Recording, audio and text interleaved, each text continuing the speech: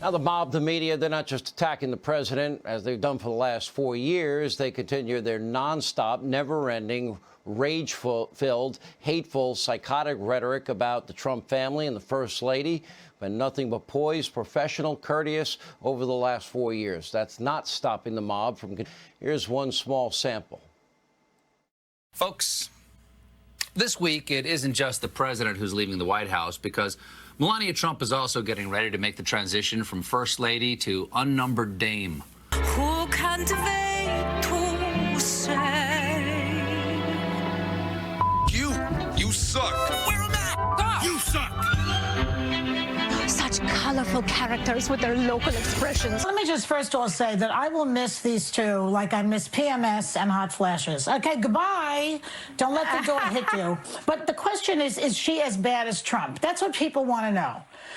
Is she an active co-conspirator? Does she agree with him, or is she under duress? I don't know. Is she afraid of him?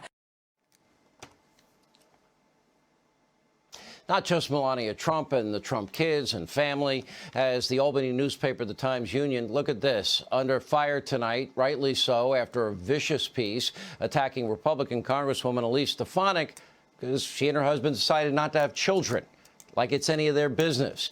Now, the Congresswoman and her husband released a statement, said in part the Times-Union's decision to publish that article that mocked us as childless is a new low and truly heinous and wildly inappropriate.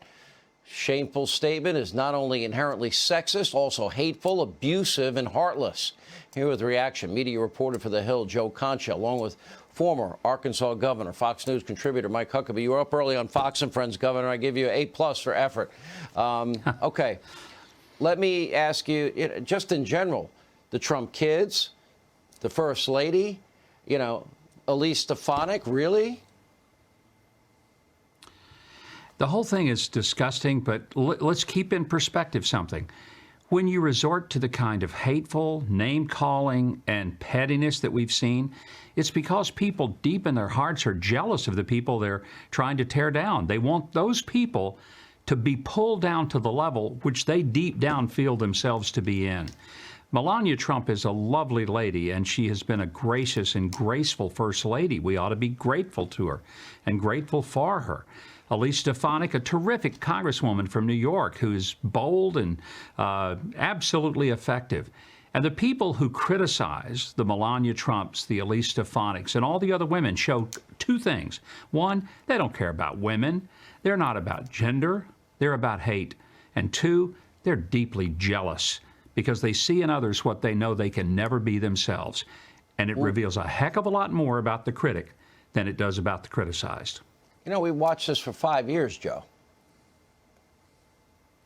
5 years, and for people like Stephen Colbert, who was in a distant third place in late night, to mock the First Lady in the way that he did with such hate, to the governor's point, well, guess what? In a couple of weeks, Stephen Colbert is going to actually have to find a way to be a comedian again, because he's turned his show basically into an extension of CNN or MSNBC and serving at the pleasure of the Democratic Party. Now, suddenly, with President Trump gone, so does the gravy train for him go. And as a result, you're going to see Stephen Colbert become irrelevant in an awful hurry. Look, Melania Trump was mocked by the Jimmy Kimmels of the world, you remember, Sean, for having an accent. She's an immigrant. So now it's okay to mock immigrants for their accent. She speaks 5 languages, which is 4 more than Kimmel speaks. So I found that pretty interesting. She also once had a kidney procedure, and you had conspiracy theorists posing as media reporters on CNN,